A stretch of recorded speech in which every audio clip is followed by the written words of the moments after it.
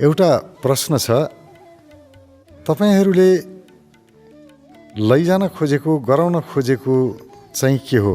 शरीरलाई स्वस्थ बनाउन खोजेको या मनलाई स्वस्थ बनाउन खोजेको अथवा आत्मज्ञानतिर लैजान खोजेको?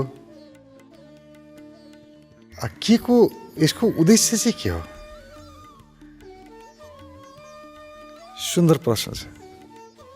कहाँ लैजान खोजेको उद्देश्य त हुनु पर्यो। तपाईहरूको उद्देश्य के हो उहाँले स्पष्ट सोध्नुहुन्छ। सिधा प्रश्न छ, सिधा प्रश्न छ। तपाईहरूको उद्देश्य के हो? कुन उद्देश्यको लागि काम गर्नुहुन्छ? शारीरिक स्वास्थ्यको लागि, मानसिक स्वास्थ्यको लागि या आत्मज्ञानको लागि? उहाँको प्रश्न छ। मूलतः के हो भने आत्मज्ञानसम्म पुग्नको लागि शारीरिक मानसिक स्वास्थ्य अनिवार्य छ। शारीरिक रूपमा जो अस्वस्थ छ, मानसिक रूपमा जो अस्वस्थ छ, त्यो व्यक्ति आत्मज्ञानमा उपलब्ध हुन सक्दैन। त्यसकारण यो तीनटा प्रश्नको एउटै उत्तर हुन्छ। किनभने एउटा आत्मज्ञानमा जान सुरु गरे व्यक्ति भने शरीर र मन स्वतः शुद्ध हुनुपर्छ। शरीर र मन पूर्ण स्वस्थ हुनुपर्छ। योगासन, प्राणायाम इत्यादि शरीर र मनलाई स्वस्थ गराउने विभिन्न प्रकारका विधिहरूबाट पार हुँदै हुँदै पुग्नुपर्छ। अब म अन्तिम विषयमै जाउँ। त्यसो भए आत्मज्ञान के हो त्यता चाहिँ जाउँ। यो अन्तिम खोजेको जीवन विज्ञानले अथवा तपाईँहरूले कहाँसम्म लैजान खोजेको भन्नुहुन्छ, लैजान खोजेको अन्तिम गन्तव्य चाहिँ कहाँ हो त्यो म बताउँछु। हामीले मानिसको शरीरलाई स्वस्थ बनाउन खोजेको पनि हो, यो पनि एउटा उद्देश्य हो। र मानिसको मन अत्यन्तै स्वस्थ होस्, अरूलाई दोष दिएर नबसोस्, आफ्नो क्षमताको विकास गरोस्, यो पनि उद्देश्य हो। यी उद्देश्य पार गर्दै गर्दै आफ्नो आत्मज्ञानमा, आफ्नो चैतन्यतामा व्यक्ति उपलब्ध होस्, यो पनि हाम्रो उद्देश्य हो। त्यसको लागि के गर्ने त? कसरी उपलब्ध हुन सकिन्छ त? अब आत्मा भनेको के हो त? यसलाई नबुझिकन जान सकिन्न। जाने बाटो त हामी लिएर जाउँला। ध्यानका विधिहरूद्वारा मात्रै त्यो अनुभव गराउन सकिन्छ। अहिले बोलेर अनुभव गराउन सकिन्न। यो चाहिँ कुरो बुझ्ने मात्रै हो र बुझेर मात्रै केही कामै लाग्दैन। खानेकुराको विषयमा जतिसुकै बुझे पनि बुझेर स्वाद आउँदैन। स्वादको लागि त खानै पर्छ। त्यसको मिठास लिन, पेट भर्नलाई खानै पर्यो। बुझेर के गर्ने? र पनि बुझ्न पनि जरुरी छ। किनभने कुरो नबुझिकन कसैले खाना ठिक छ कि छैन, खानेकुराको विषयमा नजानिकन खाना सुरु गर्दैन। त्यसकारण बुझ्न पनि आवश्यक छ। र म बुझाउने प्रयत्न गर्छु आत्मा के हो। अब आत्मालाई जान्नको लागि सबभन्दा पहिला शरीरको याद गरौँ। मेरो शरीर छ, मेरो मन छ, मेरो भावना छ, मेरो विचार छ। कसको कारणले छ? कसरी छ यो? यसको आधार के हो? यसको आधार हो चेतना। चेतना भनेको हाम्रो जान्ने क्षमता, हाम्रो थाहा पाउने क्षमता। एउटा चेत, अर्को अचेत। अचेतले केही थाहा पाउँदैन, चेतले थाहा पाउँछ। यो चेतना मसँग हुँदैन थियो भने न शरीरको विकास हुन्थ्यो, न मनको, न बुद्धिमत्ताको, केहीको पनि हुँदैन थियो। अहिले चेतना हाम्रो शरीरलाई छोडेर गयो भने हामी मृत भयौँ, मर्यौँ। यानि कि चेतना भनेको मेरो जीवन हो, जीव हो, म हुँ, मेरो हुनु हो। यो चेतना हो। चेतनाको कारणले शरीर बन्यो। चेतनाकै कारणले मस्तिष्क बन्यो, मन बन्यो, विचार बन्यो, भावना बन्यो। जे जति पनि मैले अनुभव गर्ने मेराहरू बने मको कारणले बन्यो अथवा चेतनाको कारणले बन्यो। चेतना सर्वे सर्वा हो। यो चेतनालाई पूर्ण रूपमा जान्नु नै आत्मज्ञान हो। शरीरलाई जान्नु होइन, मनलाई जान्नु होइन, त्यो चेतनालाई जान्नु। अब त्यो चेतना कहाँ छ त? त्यसो भए अहिले त हामी शरीरबाट पनि त्यसको अनुभव त गरिराखेका छौँ, तर त्यो चेतनाको मूल चाहिँ कहाँ छ त? अब यसलाई बुझ्नुभन्दा पहिला चेतनाको विषयमा समग्रतामा जान्नको लागि हामीले आत्मालाई पनि जान्नुपर्छ। आत्मा र चेतनाको बीचको फरक के हो यो बुझ्यौँ भने सजिलो हुन्छ। जस्तो सूर्य र सूर्यको प्रकाश किरण हामीले सूर्य पनि देखेका छौँ, सूर्यको किरण पनि देखेका छौँ। र हामीलाई के थाहा छ भने सूर्यको कारणले सूर्यको किरण छ है, हामीलाई थाहा छ। तर त्यो किरणले थाहा पाउनु पर्यो नि। सूर्यको किरण सूर्यबाट निस्क्यो र वस्तु प्रकाशित भए। वस्तु के को कारणले प्रकाशित भयो? सूर्यको किरणको कारणले। यदि बीचमा कुनै वस्तु हुँदैन भने सूर्यको किरणको जुन प्रकाश हुन्छ त्यो प्रकाशको अनुभूति नै गर्न सकिन्न। प्रकाशको अनुभूति गर्नको लागि, प्रकाश थाहा पाउनको लागि यो वस्तु आवश्यक छ। त्यसै गरी हाम्रो चेतना आत्माबाट, सूर्य भनेको चाहिँ आत्मा हो, किरण भनेको चाहिँ चेतना हो। चेतना र आत्माको बिचको फरक यति नै हो। र जब हाम्रो आत्माबाट हाम्रो चेतना प्रकट भयो, चेतनाको बोध भयो, के को कारणले भयो? शरीरको कारणले भयो, मन मस्तिष्कको कारणले भयो। नत्र भने यो चेतनाको बोध नै हुँदैन थियो। बिचमा केही पनि छैन, शून्य छ, खाली छ। अब यो समस्या चाहिँ कहाँबाट भयो भने जब यो चेतना बाहिर आयो, वस्तुमा परेपछि मात्रै अथवा विषयमा ठोकिएपछि मात्रै प्रकाशको अनुभव भयो। अनि यो चेतनाले, प्रकाशले के बुझ्यो? किरणले, सूर्यको किरणले के बुझ्यो त भने म प्रकाशित होइन, यो वस्तु चाहिँ प्रकाशित। जबकि आफ्नै कारणले वस्तु प्रकाशित भएको छ। त्यो किरण, सूर्यको किरण हुँदैन थियो भने त्यो वस्तु प्रकाशित हुँदैन थियो, वस्तुलाई जान्न सकिँदैन थियो, उज्यालो हुँदैन थियो। तर त्यो वस्तु भएको कारणले उसले आफ्नो प्रकाशको बोध गर्यो। अनि उसले के भन्यो भने म प्रकाशित होइन, प्रकाश चाहिँ यो वस्तु हो, वस्तु चाहिँ प्रकाशित छ भन्ने बुझ्यो। यो नै मोह हो, भ्रम हो, अथवा यो नै माया हो। हाम्रा ऋषिहरूले यसलाई माया भने। जे होइन त्यसलाई हो भन्ठान्नु माया हो। भ्रममा बाँच्नु माया हो। सिधै भ्रम सिर्जना भयो के भने यो वस्तु नै प्रकाश हो, त्यसकारण म प्रकाशित होइन, यो वस्तुको कारणले मैले प्रकाशको अनुभव गर्न पाएँ। यतातिर गयो। जुन दिन चेतनाले बुझ्यो कि ए बाबा म त त्यो महान त्यति ठुलो सूर्यको प्रकाश पो हुँ त, त्यहाँबाट आएको किरण पो हुँ त, मेरो स्रोत त सूर्य हो नि, मेरो स्रोत यो होइन, विषय होइन, वस्तु होइन भन्ने जुन दिन बुझ्यो, त्यो दिन उसले आफूलाई त्यो विराटसँग जोड्यो, सूर्यसँग आफूलाई जोड्यो। अब सूर्यको शक्तिसँग आफूलाई जोडेपछि उसलाई के को भए? सारा डरबाट, भयबाट, भ्रमबाट मुक्त भयो। भनाइको मतलब यति मात्रै हो कि म आत्माको कारणले मेरो चेतना छ र चेतनाको कारणले सारा जगतलाई जानेको छु। मेरा आँखाहरूले हेर्ने कहाँ हो र? माध्यम मात्रै हो।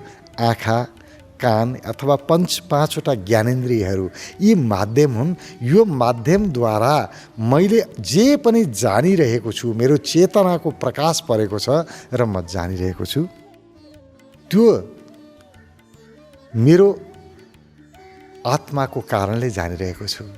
मेरो चेतनाको स्रोत आत्मा हो, यो विषय होइन। सुखको मूल स्रोत आत्मा हो, सुखको मूल स्रोत विषय होइन। किनभने आत्मा सच्चिदानन्द स्वरूपमा छ। सतचित आनन्द, कहिल्यै नाश नहुने अविनाशी सत्य चैतन्य र त्यो आनन्द स्वरूपमा छ। तर हामीले के बुझ्यौँ भने त्यो किरण, चेतनाको किरण वस्तुमा गएर आनन्दको अनुभव गरेको कारणले हामीले के भन्यौँ भने सुख जति सबै वस्तुमा छ, विषयमा छ। अनि हामी विषयको सुख खोज्नलाई मरिमेटेर लाग्यौँ र जीवनमा कहिले सुख पाएनौँ। किन सुख पाएन भने विषयमा सुख कहाँ थियो र? विषयमा प्रकाश कहाँ थियो र? प्रकाश त सूर्यमा थियो, प्रकाश त किरणमा थियो, आनन्द त चेतनामा थियो, आनन्द चेतनाको स्रोतमा थियो, आनन्द विषयमा थिएन। तर हामी भ्रममा पऱ्यौँ, आनन्द सुख विषयमा छ भनेर विषय समातेर बस्यौँ, विषयमा टाँसिएर बस्यौँ। र हाम्रो मूल उद्देश्य, हाम्रो मात्रै होइन पुरै अध्यात्मको उद्देश्य के हो भने व्यक्तिलाई त्यो विषय नै सर्वे सर्वा हो भनेर बसेको छ। ए बाबु, विषय सर्वे सर्वा होइन, तिम्रो आत्मा सर्वे सर्वा अथवा तिमी सर्वे सर्वा। तिमी छौ र न विषय छ, तिमी नभए विषय के गर्छौ? तिमी छौ र आनन्द छ, सुख छ, तिमी नै नभए कहाँको आनन्द, कहाँको सुख? तिमी छौ त्यसकारण स्वर्ग नर्क छ, तिमी नै नभए तिमीलाई स्वर्ग के गर्नु, नर्क के गर्नु? तिमी छौ त्यसकारण भगवान छ, वैकुण्ठ छ, सब ऐस आरामहरू छन्, तिमी छैनौ के गर्नु? तिमी छौ त्यसकारण तिमीलाई वैकुण्ठ चाहियो, धर्म चाहियो, कहाँ कहाँ जानु पर्यो, सुखै सुख चाहियो। तिमी नै छैनौ भने तिमीलाई वैकुण्ठ के गर्नु, स्वर्ग के गर्नु? तिम्रो हुनु सर्वाधिक महत्त्वपूर्ण हो, तिम्रो हुनु आत्मा हो र त्यही तिम्रो हुनुबाट यो चेतना प्रकाशित छ र सारा संसारलाई जानेका छौ। र तिमीले विषयको सुख पनि पाएका छौ भने तिम्रो हुनुको कारणले पाएका छौ। तिमी नभए विषयको सुख कसरी पाउँथ्यौ र? तिम्रो हुनु मूल हो। त्यसकारण बाबु, आफ्नो स्रोतलाई जान, आफ्नो मूल क्षमतालाई जान। तिम्रो क्षमताबाट प्राप्त हुने विषयहरू महत्त्वपूर्ण होइनन्, तिम्रो क्षमता चाहिँ महत्त्वपूर्ण हो। तिमीसँग क्षमता छ भने तिमीले हरेक विषय प्राप्त गर्न सकिहाल्छौ नि। अहिले जे जति पनि आर्जन गरेका छौ, यो आर्जन तिम्रो क्षमताबाट भएको हो। तिमीले आर्जन गरेको सबै कुरा नष्ट भए पनि तिम्रो क्षमता बाँकी छ भने बाबु, फेरि तिमीले ती वस्तु त आर्जन गर्न सकिहाल्छौ नि। आफूले कमाएको महत्त्वपूर्ण होइन, कमाउने क्षमता महत्त्वपूर्ण हो। तिमी आफ्नो क्षमतातिर फर्का, तिमी त्यो सूर्यतिर फर्का, तिमी आफू के हौ त्यो जान। तिमी सर्वशक्तिमान हौ, तिमी भन्दा शक्तिशाली केही छैन। तिमी सबलाई प्राप्त गर्ने, जान्ने, सब ज्ञानको मूल स्रोत तिमी हौ, बुद्धिको मूल स्रोत तिमी हौ, शक्तिको मूल स्रोत तिमी हौ, आनन्दको मूल स्रोत तिमी हौ। तिमी त्यो स्रोतलाई खोज। त्यो स्रोतलाई जसले जान्यो, जसले आत्मालाई जान्यो, अब त्यो आत्मा के कारणले छ? परमात्मा बडो नजिक छ। अब आत्माको स्रोतलाई पनि जान्न सक्ला व्यक्ति। तर कहाँबाट जानुपर्छ? आफैबाट जानुपर्छ आत्माबाट। आत्मामा जान के गर्नु पर्यो? आफ्नो चेतना, बाहिर गएको चेतना, विषयमा गएको चेतनालाई उल्ट्याउनु पर्यो, फर्काउनु पर्यो। विषयमा हामी टाँसिएर बसेका छौँ, मोह जालमा छौँ। यो नभए त म सिद्धिहाल्छु नि भन्ने छ। त्यो नभएर तपाईँ सिद्धिनुहुन्न। तपाईँ भएन भने चाहिँ त्यो सिद्धिन्छ। तपाईँको कारणले सबै अस्तित्वमा को अनुभव भइरहेको छ। यदि तपाईँ हुनु भएन भने तपाईँको लागि यो जगतमा कुनै पनि विषयको अस्तित्व छैन, समाप्त भयो, सकियो। आफ्नो हुनु सर्वाधिक महत्त्वपूर्ण कुरा हो। तपाईँ हुनुहुन्छ, त्यसकारण सारा परिवार छन्, धन सम्पत्ति छ, सुख ऐस आराम छ, पाप छ, धर्म छ, यी देवी देवता छन्, के छन्, तपाईँ भएको कारणले छन्। तपाईँ नै नभए के गर्नु भन्नु त? आफ्नो हुनु त्यति महत्त्वपूर्ण छ। यो हुनुतिर फर्का, आत्मातिर फर्का, परमात्माको चिन्ता नगर। जहाँ आत्मा दर्शन हुन्छ, परमात्मा स्वतः दर्शन हुन्छ। परमात्माको अनुभूति आफै हुन्छ। परमात्मा खोज्न बाहिर नजाऊ। तर हामी के गर्यौँ? परमात्मा खोज्न बाहिर गयौँ र पनि साङ्केतिक बडो राम्रो छ। हामी बाहिर हेर्छौँ, कुनै पनि धर्मका मान्छेहरूले प्रार्थना गरेको हेर्नुहोला, भगवानको नाम लिनु पर्यो, भगवानको पुकार गर्नु पर्यो भने आकाशतिर फर्किन्छ। माथि आकाशतिर हेरेर हे भगवान, उसलाई थाहा छ भगवान आकाशमा छ। ऊ तलतिर फर्किँदैन, हे भगवान भनेर पृथ्वीमा हेऱ्यो हुन्थ्यो नि, हेर्दैन, तलतिर हेर्दैन, आकाशमै हेर्छ। उसलाई थाहा छ आकाशमा भगवान। आकाशको अर्थ के हो? निराकार। निराकार, जहाँ आकार छैन। आकाशको अर्थ केही छैन, शून्य। आकाशमा केही छँदै छैन, शून्य छ। र भगवान बुद्धले त्यही त भन्नुभयो, शून्य छ है भन्नुभयो। त्यो शून्यलाई समा भन्नुभयो। भनाइको मतलब के भने, यो हामीले आत्मालाई खोज्नुपर्छ भने विषयमा होइन, शून्यमा खोज्नुपर्छ, आफूतिर फर्किनुपर्छ। त्यो शून्यमा खोज्नको लागि आँखा बन्द गरेर आत्मा गुफामा प्रवेश गर्नुपर्छ। त्यो आत्मा गुफालाई हृदय गुफा पनि भनिन्छ। आफ्नो हृदय गुफामा कसरी प्रवेश गर्ने, आफ्नो आत्मा गुफामा कसरी प्रवेश गर्ने, त्यो तरिका सिक्नुपर्छ। त्यही हो त ध्यानको विधि। यो ध्यानका विधिहरूले, विशेष प्रकारका विधिहरूले हामीहरू चेतनालाई फर्काइदिन्छ र आफ्नो आत्मा गुफामा प्रवेश गराउँछ। र आत्मा गुफामा प्रवेश नगरिकन हामी त्यो चेतनालाई जान्न सक्दैनौँ, त्यो आत्मालाई जान्न सक्दैनौँ, जुन सारा शक्तिको स्रोत हो, जे म छु, मेरो हुनुको स्रोत हो, त्यसलाई हामी जान्न सक्दैनौँ। त्यही भएर ऋषिहरूले के भने बाबु तिमी यसो गर, कछुवा जस्तो बना रे के। कछुवाले जसरी सङ्कटको बेलामा आफ्ना हात खुट्टा टाउको सबैलाई भित्र खिचेर लैजान्छ, तानेर भित्र लैजान्छ, त्यसै गरी तिम्रा बाहिर गएका चेतनालाई पनि, तिम्रा 5वटा इन्द्रियबाट बाहिर गएको चेतनालाई उल्ट्यो खिचेर भित्र कछुवाले जस्तो भित्र राख भने ऋषिहरूले, जान्ने व्यक्तिहरूले त्यही भने। भनाइको मतलब के भने त्यो चेतनालाई जान्नको लागि तिमी कछुवा जस्तो हुनै पर्यो, फर्काउनै पर्यो, उल्ट्याउनु पर्यो। र त्यसरी उल्ट्याउनको लागि आत्मा गुफालाई जान्नुपर्छ। आत्मा गुफाको अर्थ आकारलाई होइन, निराकारलाई जान्नुपर्छ। एउटा शरीर स्थूल आकार, अर्को मन सूक्ष्म आकार, त्योभन्दा पनि गहिरो आत्मा, अनि के आत्मा गुफा निराकार। निराकारलाई जान्नुपर्छ। निराकारलाई नजानिकन कसैले पनि आत्मा गुफालाई जान्न सक्दैन। आत्मा गुफा नजानिकन आत्मबोध हुँदैन। त्यसकारण आत्मा गुफामा जानको लागि पहिलो शर्त हो निराकारलाई जान्नु। निराकारलाई जान्नु भनेको पहिला शरीरलाई जान्नु। शरीरलाई स्वस्थ नबनाइकन शरीरलाई नै पूर्ण रूपमा बोध गर्न सकिन्न, किनभने जहाँ पीडा छ त्यहीँ चाहिँ बोध हुन्छ, बाँकी बोध हुँदैन। शरीरलाई हेऱ्यो यसलाई विपस्ना भनेको उल्टिने, आफूतिर फर्किने। पहिला शरीरको याद, त्यसपछिबाट दोस्रोमा मनको याद। मनलाई पार गरेपछि मात्रै हामी आत्मा गुफामा प्रवेश गर्न सक्छौँ। र यो आत्मा गुफामा लिएर जानु र व्यक्तिभित्रको अथाह क्षमता, मूल सम्पत्तिसँग एकाकार गराउनु हाम्रो मूल उद्देश्य हो। त्यसकारण तपाईँको उद्देश्य के हो, के को लागि गर्नुहुन्छ बुझौँला। आत्मदर्शन, आत्मा दर्शनको अर्थ हुन्छ मेरो हुनु, म के हुँ, म को हुँ, म कस्तो छु, हुँ के म, समग्रतामा आफूलाई जान्नु। यो आत्मदर्शन, यही नै अन्तिम उद्देश्य हो। यसलाई जान्नको लागि यो आत्मा गुफा कहाँ छ, निराकारमा छ कि नै। मैले भने निराकारको दर्शन नगरिकन, निराकारको अनुभूति नगरी आत्मा गुफामा प्रवेश गर्न सक्दैन। अब निराकारमा सर्वे सर्वा हो, निराकारमा सबै कुरा त्यही छ भन्ने प्रमाण के हो भने हर एक व्यक्ति भगवानलाई खोज्नु पर्यो भने आकाशतिर हेर्छ। हे ईश्वर भन्यो कि मासतिर हेर्छ।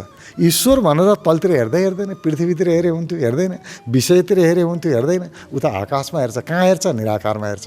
जहाँ केही पनि छैन त्यो ठाउँमा हेर्छ। र त्यो केही पनि छैन, यो आकाशमा त धेरै कुरा छ, किन छैन, कति ग्रहहरू छन्, नक्षत्रहरू छन्। त्यसकारण यो आकाशमा त सबैभरि भइरहेको छ।